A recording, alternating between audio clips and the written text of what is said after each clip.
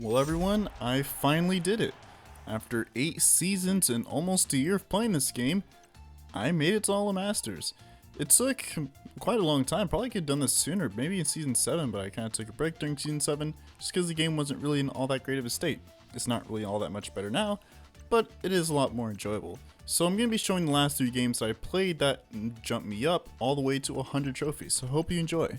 So after waiting almost 3 entire minutes trying to find a match, yes, that actually did take 3 minutes in order to find a match. ZOMG has been pretty dead for the last few days. This was surprising, seeing as it's like, what, 3 days left in the season, and it's taking like quite a while to actually find a match up in high arenas. Haven't played a Hall of Masters game yet, but I'm hoping that by reaching home that isn't as much of an issue as it is here. Alright, so after waiting quite a bit, we got our first match of the game, of the day, which is against I'm on mobile. I wonder if he actually is on mobile. I'm assuming yes. Why would he lie about that? So, yeah, hopefully you don't feel too bad for kind of beating him. Anyways, I was kind of getting bored of playing farm, so I decided to play some Dartling Ice Village. I was kind of tempting if I should, just because I'm so close, and I don't really like want to go on like a 4 game long losing streak. End up losing just because I'm playing a strategy that I'm not familiar with. And it has been a while since I've actually played some eco strategies, so I am kind of a bit rusty, just kind of shaking off the rust of playing like, pure eco strategies. Hopefully I can unlock the inner me when I was playing Tack Ice Village back in like, seasons, or like, but 3 and 4 and 5, I think I was like playing exclusively Tack Ice Village. Basically, I figured that, most people are going to be going, like, DFI on this map, simply just because it's a really good DFI. Either that, or they're going to be going for, like, FBI. That's another strategy that you see a lot on this map. Haven't encountered any druids up farm recently, so I guess that's kind of good for me, as I have no idea how in the world to counter or even play against DSF. So I'm on mobile, decides to go for Space Greens on round 2. This is interesting. Space Greens did get nerfed in this most recent update, so they're not good at all. You definitely should not be sending Space Greens at all unless it's to force defense. But a 0-0 Dartling and Azalea can easily handle Space Greens on this map, so I'm kind of wondering, like, why he's sending it.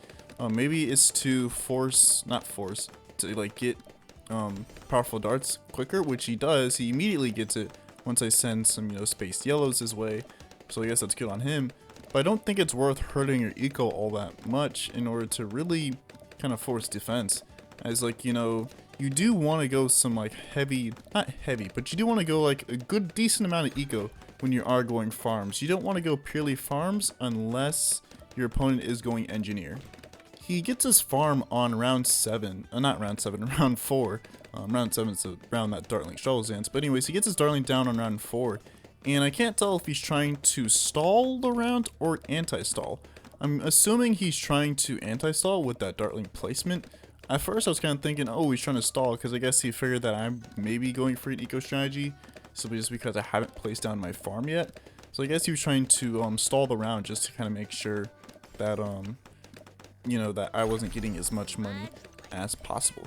Thankfully, the greens I send will naturally kind of force him to get his faster barrel spin. He does send a couple white balloons my way, which does force FBR on my side, but I guess that's not really too bad since I was going to need to get that anyways.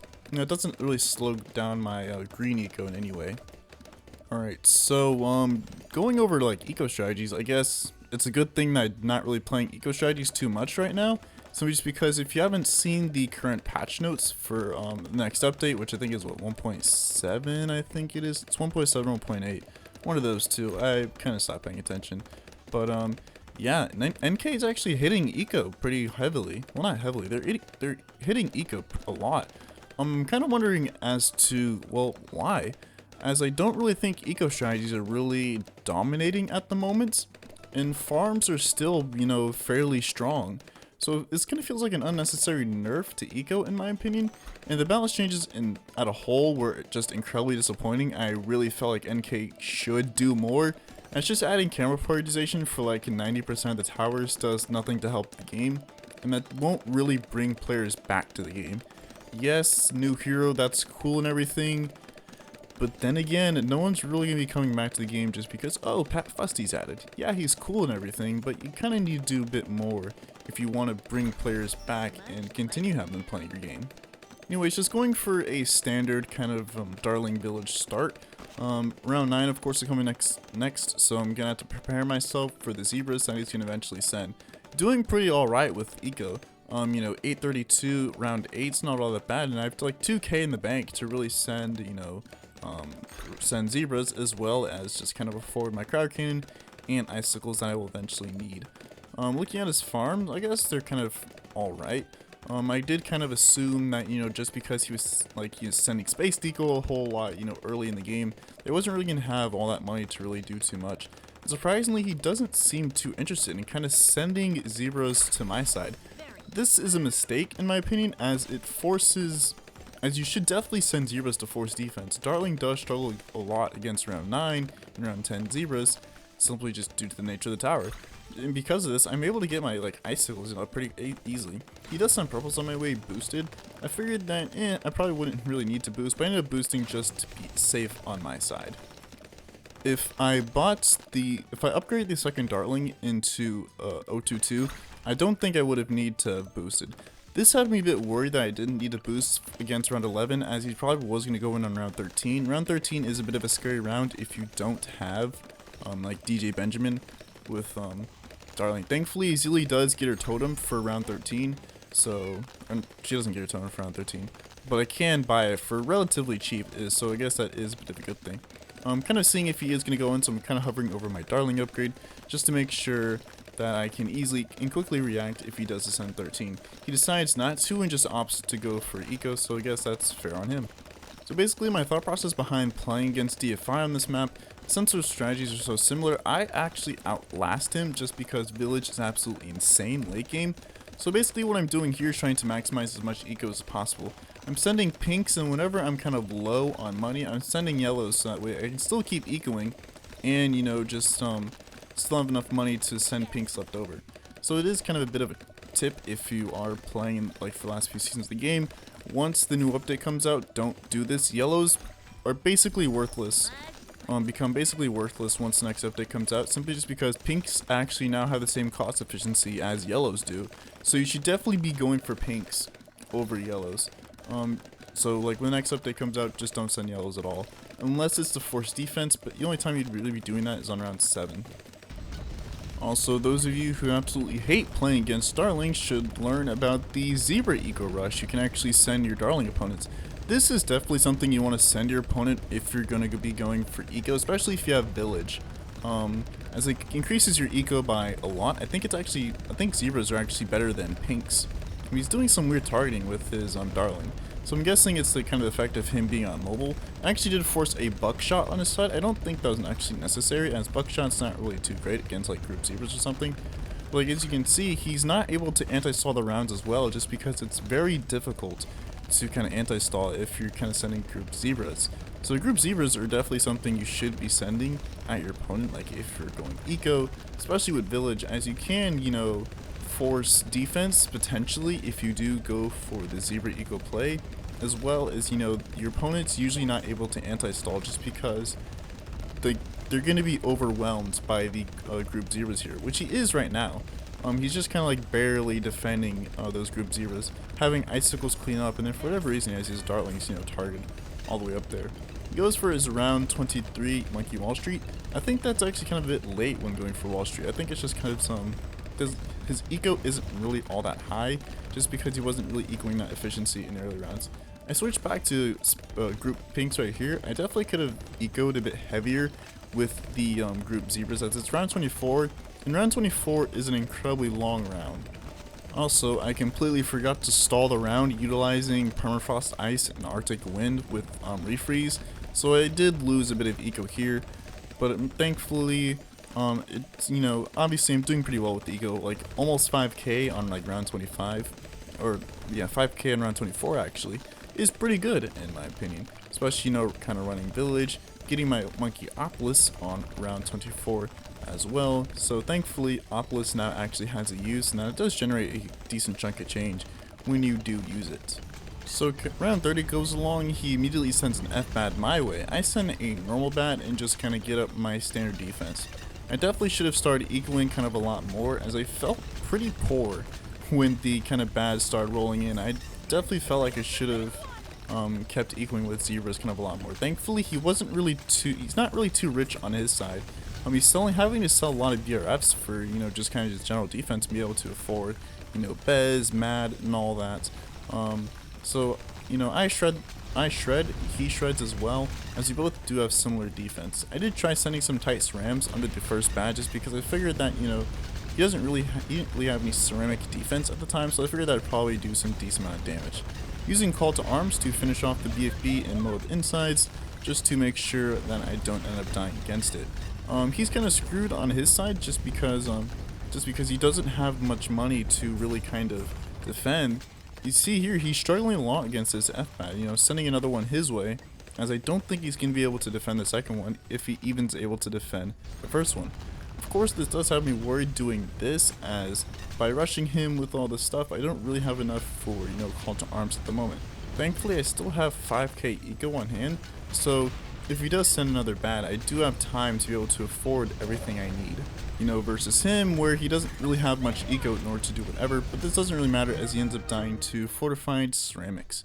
So, that was game 1, just one step closer to Hall of Masters. Let's check out the next one. Alrighty, so same map, same strat. I was feeling pretty good doing Darling Ice Village the first time, so I decided, hey, why not do it again? It did pretty well for the first kind of go around.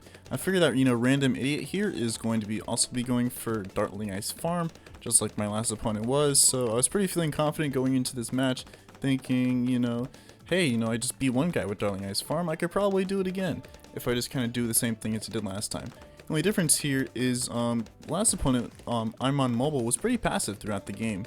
I am random idiot here probably is not. He's going for boat, which is incredibly interesting. Darling boat isn't really a strategy you kind of see a lot. I have seen, like, you know, Darling boat heli on inflection, but that's kind of really about it. He's going for his merchantman early. For whatever reason, I don't send yellows his way to kind of force defense.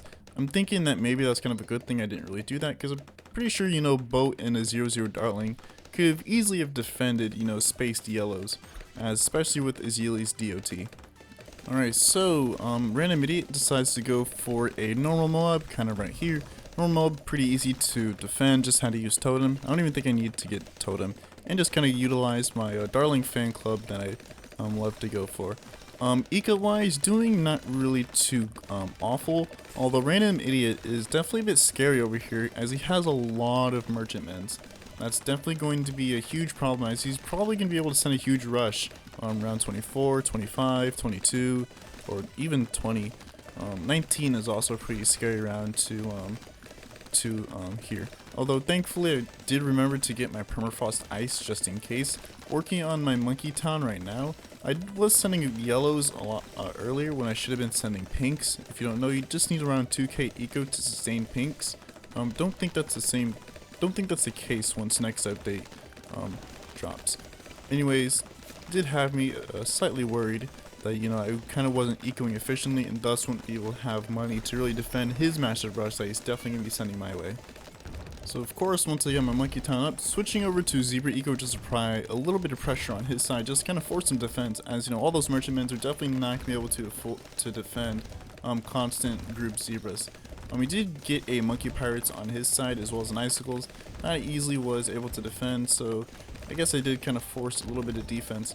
If you can see there, right next to his monkey pirates, he does have a flavored trades there, so I guess he was planning on selling. So as soon as I got my monkey town, he did send a normal ZOMG my way.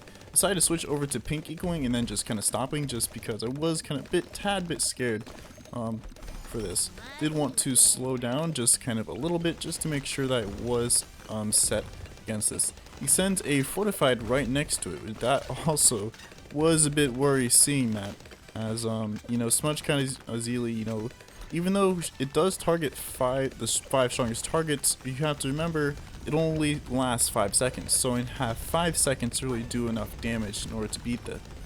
And also, I am doing a bit too much damage to the first ZOMG and not good enough against the second one. He sends another ZOMG as well as fortified BFB underneath. I use Azili's level 10 ability and I boost here. I do think I boosted a bit too early. I definitely should have waited till that fortified ZOMG popped and then have used the boost against the inside. Sold Monkey Town and I got a Rocket Storm up as well as a Bloon area denial system. It's looking pretty bad here. The ZOMG is barely touched and it's pretty far along the track. So boosting, using Rocket Storm, got up a Snowstorm. Unfortunately, that wasn't enough. So I was kind of frustrated seeing that. I was just like, dang, I was so close to getting to Hom, and this was kind of a setback. But it still was a good game though. Alright, so we're facing against Elite Master on the map Dino Graveyard. Usually I'd run Ace Farm Spac on this map, although like I said earlier, I was getting pretty tired of running Farm, so I decided to try out Takai Sniper on this map, as I do feel like Takai Sniper could do pretty well on this map. It's just a matter of fact of, well, kind of learning how to play Takai Sniper. You don't really see this strategy too often, so it's not like I can kind of copy what other people are doing. It's gonna have to be, I kind of have to learn how to play this strategy on my own, which I'm completely fine with. I do think that is pretty fun, learning how to play a strategy kind of on my own. Elite Master over here is also going TAC, and he's also going normal Churchill. So I was kind of wondering if he was also going Takai Sniper, because I was thinking like, oh, cool, I can probably copy what he's doing and do pretty well there. So of course, it's standard, Takai's opening, getting Sentai Churchill on round 2, just so that way, Churchill does have camo for round 12. That is really important if you are running Takai Sniper or any strat that really kind of struggles against camo balloons. You absolutely must get your Churchill on round 2. If not, you're going to be coming up with some interesting ways in order to actually beat camo balloons on that round. Unfortunately, he was not going for Takai Sniper. Instead, he's going for Tac Wizard sub. This is a very interesting strategy. I'm kind of wondering, what's the purpose of Wizard, seeing as you already have sub? He's sending camera rainbows my way. I didn't even realize this at first. I kind of ended up preemptively boosting just to make sure I wasn't dead, as well as using turbo damage laser bombs. This had me incredibly worried for 13, as I was ecoing heavily with yellows. He was ecoing with green, so I'm noticing he was saving up just kind of a bit of money. As soon as he kind of stopped ecoing there, I also was just sending greens to just save up. Thankfully, he was only sending some regrow camo rainbows. Again, this wasn't really going to be doing anything, as again, Churchill does have camo, as well as having crowd cannon and bouncing bullets is also pretty good. Thankfully, the map is long enough that I was able to do that. So kind of a bit scary kind of looking over at Elite Master, as he does seem to be going to be hyper aggressive this game, as he just plans on saving up money just to kind of rush with whatever. He ends up boosting camo rainbows my way, which is interesting because, well, why camo them? I feel like you'd be doing better off with, kind of regrows. That boost was for nothing, as turbo damage laser bombs, icicles, as well as bouncing bullets does defend most things, so that wasn't really too much of a scary rush. So round 17 kind of rolls along. Unfortunately, that means the scary Moab is unlocked. He does send a couple Moabs immediately. Force him some Moab defense on his side. My overdrive spot that I picked was honestly quite bad. I'm not even sure why I even decided to place it there. This did have me scared, as the first Moab was barely damaged. Thankfully, those two mobs weren't really too bad, and of course bouncing bullets cleans up nicely. Was able to force an overdrive on his side, so that was kind of a value rush. Getting my supply drop on round 17. Eco isn't really all that great, but that's kind of understandable, seeing as my opponent really did not want me ecoing heavily this game. So round 20, Elite Master decides to send a fortified BFB on my side. Decided to get 2 overdrives, icicles, and of course a bouncing bullets and a supply drop. I figured that should defend pretty easily, as again bouncing bullets and supply drop is pretty good at cleaning up insides. Right now I'm just trying to get my elite sniper just kind of as soon as possible. Normally I would have already had my elite sniper already when I'm actually using tac ice effectively, but this is one of those times. I did end up boosting in order to defend this FBFB. Wasn't really sure if that was necessary, but I feel like that was kind of the right move to do there. Sending 2 ZOMGs on his side to hopefully force either just kind of to force first strike, or hopefully he chokes first strike and ends up kind of using it a bit too early or a bit too late, as it did get nerfed. He sends an FZMG on this side. This is actually a really smart move by him, as Tack Ice does struggle a lot against fortified ZMGs. That's definitely kind of a struggle on, like, you know, core when you're running Tack Ice farm. You do struggle quite a bit when it does come to FZMGs. He just spams overdrives on his side. He gets like, what is that, 4 of them on his side? I'm kind of preparing just to kind of S-mail that FZMG, hoping that, you know, the overdrives, you know, break down the ZMG layer enough, and S-mail will clean up. Although on his side, it's looking pretty scary. You know, Moabs are getting pretty far, and his Maelstrom micro is just not fast enough to catch those Moabs. Also, I just realized that the entire video I've been saying the last 3 games till I got to Hom, although, but if you do math, you know, it'd be last 4 games. So this is the 4th and last game here. Running, of course, you know, Darling Ice Village. Tack Ice Sniper is also kind of another strategy that I would like to try on this map. Although I would like to get better at kind of using Village for ult eco, not Village for ult eco, but just kind of utilizing Village, and just kind of worrying about, you know, how to optimize ult eco just kind of a bit later on when I can actually do some proper testing at the beginning of the new season, when people aren't really trying as hard. So against the same opponent as the first match, I'm on mobile, doing the same thing, going for space greens into space blues. I'm guessing he's to afford powerful darts early, but I don't really feel like that's the move there, as again, you're losing eco by sending space greens. It's not worth hurting your eco in order to afford farms earlier, just because you want to have a decent eco amount when you are using farms. The reason being that that's the case, if you didn't know, eco is actually more efficient than farms in the early game. So yeah, it's only when you're getting like to tier 3s, tier 4s, tier 5s of farms where, you know, eco is worse than farms. But in the early game, eco actually does perform better than farms do. The only issue is that, you know, even though eco does perform better than farms in the early game, you have to remember, farm players can sell, you cannot. So that's kind of the difference between, you know, eco and farm players, as well as, like, you know, the tier 5s of farms are stupid efficient. Again, that can be debated if they should be nerfed or not, but I think NK is fine where farms are, because looking at the patch notes of the most recent update, NK doesn't seem too interested in kind of nerfing farms. So as you saw there, just kind of a standard, you know, Darling Ice Village opening, same as, you know, the first game, so it wasn't really too interesting to kind of really show. Except this time I have a ton of money on hand, like 3,500 with 900 eco in round 9 is absolutely insane. I'm kind of wondering if it's just because our game is getting stalled so much, or just, I don't know where this extra money is coming from. But just, it's so much money that I can, like, outright just probably afford icicles for round 11. So I guess that is kind of a good thing. So kind of seeing if, you know, I'm Lost is going to be going for the round 11. He does, immediately getting icicles up, as, you know, I did have to boost against it in order to defend this. I guess he does, I'm on mobile sure does love to rush round 11 against, you know, Darling Ice players, which I guess is actually pretty much a fair rush. I think you need like 2 022s Darlings as well as, you know, icicles in order to be able to defend that.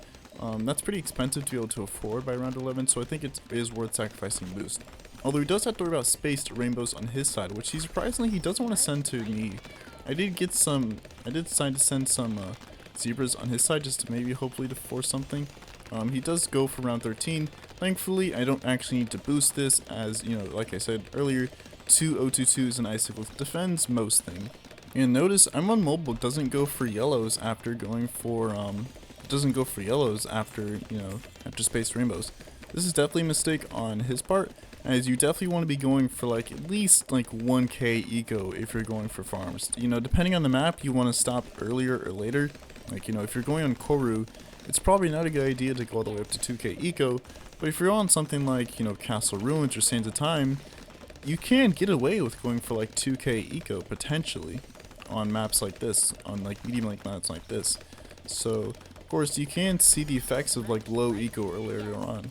The reason why you kind of want to go for high eco is also because, like, you know, round 24 is such a long round that, you know, you can catch up in farms if you go for high eco. If you fall behind due to kind of your opponent being aggressive or something. Of course, it's not only for round 24, and also just because, you know, it's like a snowball effect. So not only because round 24, it's because, you know, eco's still pretty good. Alright, so it's round 18, he goes for a fortified Moab with zebras underneath. he boosts this as well. This is an incredibly smart play by him. I'm not going to be able to do too much damage to the fortified Moab simply just because the zebras are blocking me from doing damage. I was a bit worried in that I was spamming buckshot, as I figured that, I probably did need that in order to defend. Thankfully, I did not. Did have to waste a boost for that, and, did have to stop my eco, which is not ideal. Getting down an ice tower just in case he decides to go for like around 20 BFB, I can easily just go for an embrittlement. That rush did kind of delay my monkey town, so that's, very, very smart play by him, and definitely very value rush by him. Thankfully, my eco isn't completely terrible. Almost 3k eco by round 20. Not bad at all. Definitely should be forcing stuff on his side as he only has like crowd cannon and not crowd cannon, icicles, as well as just O22. I decided to kind of layer the natural Moab with natural AI Moab with kind of my player sent Moab to hopefully cause a choke rush or force a boost or just kind of do anything on his side. He just goes for a Fossil Barrel Spin on his side, and he ends up boosting as well. So definitely kind of value rush, and I guess he ended up dying. He even got an HRP on his side. So thankfully I was able to cause him to choke, and with that was the game that actually put me over into Hall of Masters. If you enjoyed the video, like, comment, subscribe, or join Discord. Link is down below in the description.